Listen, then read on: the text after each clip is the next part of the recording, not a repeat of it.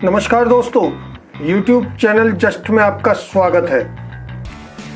भारत में अशिक्षा के चलते दवाओं के निर्माता और कारोबारी ऐसी दवाओं की जमकर बिक्री करते हैं जिनमें कई घातक बीमारियां पैदा करने वाले रसायनों की अनियंत्रित मात्रा होती है। लेकिन भारतीय ड्रग अथॉरिटी अर्थात दवाओं के कारोबार की वैज्ञानिक निगरानी के लिए बनाया गया विभाग अंधों जैसा व्यवहार करते हुए तभी दिखावटी कार्रवाई करता है जब विदेशी ड्रग कंट्रोलर जांच के बाद उनमें खतरनाक रसायनों की कम या ज़्यादा मात्रा मिलने पर उन्हें प्रतिबंधित कर देते हैं और संबंधित कंपनियों को उन्हें वापस लेने के लिए बाध्य भी कर देते हैं। हाल ही American food and drug administration ने डायबिटीज की एक दवा में ऐसा खतरनाक रसायन ज़्यादा मात्रा में पाया जिससे दवा खाने वाले मरीज को कैंसर होने का खतरा बढ़ जाता है। ये दवा है भारत की ल्यूपिन फार्मास्यूटिकल्स की बनाई मेटफॉर्मिन, जिसमें अशुद्ध एन नाइट्रोसोडिमिथाइलेमाइन की मात्रा तय मानक से अधिक पाई गई।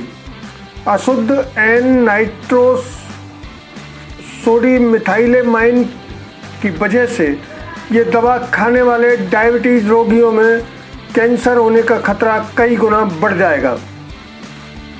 हालांकि मुंबई स्थित दवा निर्माता लुपिन फार्मास्यूटिकल्स कैंसर पैदा करने वाले पदार्थ पाए जाने की वजह से अमेरिकी बाजार से अपनी एंटी डायबिटिक दवा मेटफॉर्मिन हाइड्रोक्लोराइड के संस्करण को खुद वापस ले रही है। लेकिन उसने अभी तक भारत में इस दवा की बिक्री रोकने का कोई ऐलान नहीं किया है, जबकि US food and drug administration ने 11 जून 2020 को ये ऐलान किया कि दवा के विश्लेषण से पता चला है कि 500 मिलीग्राम की विस्तारित रिलीज टैबलेट में अशुद्ध एन नाइट्रोसोडिमिथाइलेमाइन स्वीकार्य दैनिक सेवन की सीमा को पार कर गया है। दवा के विस्तारित रिलीज संस्करण को इस दावे के साथ बनाया गया कि इससे यकृत से ग्लूकोज का उत्पादन कम होगा और उत्पादित ग्लूकोज धीरे धीरे रिलीज होगा। इसका एक लाभ ये भी बताया गया कि इससे रोगी को कम बार गोलियां लेने की आवश्यकता होगी, दुष्प्रभाव भी कम होंगे। अशुद्ध एन नाइट्रोसोडिमिथाइलेमाइन को प्रयोगशाला परिणामों के आधार पर कार्सिनोजेन के रूप में वर्गीकृत किया जाता है, ऐसा पदार्थ जो कैंसर का कारण बन सकता है। एनडीएमए कम मात्रा में मीट, डेयरी उत्पादों और सब्जियों सहित पानी और खाद्य पदार्थों में भी पाया जाता है। वैसे मेटफॉर्मिन हाइड्रोक्लोराइड टाइप 2 मधुमेह के साथ वयस्कों में शुगर नियंत्रण के लिए सबसे अच्छी दवाओं में से एक मानी जाती है। ये यकृत में ग्लूकोज उत्पादन को कम करती है, शुगर के अवशोषण की आंतों की रफ्तार को भी कम करती है और इंसुलिन के लिए शरीर की संवेदनशीलता को भी बढ़ाती है। यूएस एफडीए ने एनडीएमए के स्तर को मेटफॉर्मिन के फार्मूलेशन में अशुद्ध एन नाइट्रोसोडिमिथाइलेमाइन की मात्रा स्वीकार्य सेवन सीमा से ऊपर बताई है। दुनिया की मधुमेह राजधानी के रूप में प्रसिद्ध भारत में 7 करोड़ से अधिक मधुमेह रोगी हैं। अमेरिकी एफडीए के खुलासे के बाद भारत के कई डॉक्टरों ने अपने स्तर पर ही इस गोली का प्रिस्क्रिप्शन बंद कर दिया है।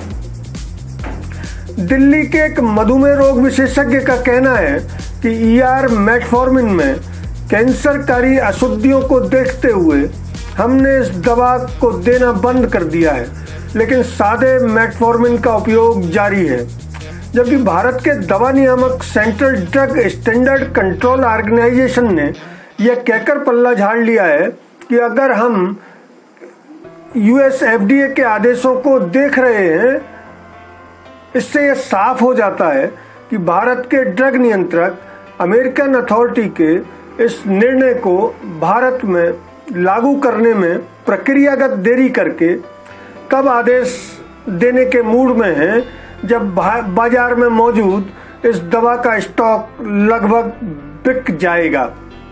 दोस्तों, अगर आप डायबिटीज रोगी हैं तो अपने चिकित्सक को दिखाते समय मेटफॉर्मिन दवा पर चर्चा करें और अमेरिकी ड्रग अथॉरिटी के आदेशों के आधार पर उनसे कहें कि वे आपको इस दवा का प्रिस्क्रिप्शन नहीं लिखें। दोस्तों, अगर ये वीडियो आपको अच्छा लगा तो इसे लाइक कर शेयर करें और सब्सक्राइब भी करें। तो फिर दीजिए इजाज़त, फिर मिलेंगे ऐसी ही किसी एक्सक्लूसिव जानकारी के नए वीडियो के साथ। नमस्कार।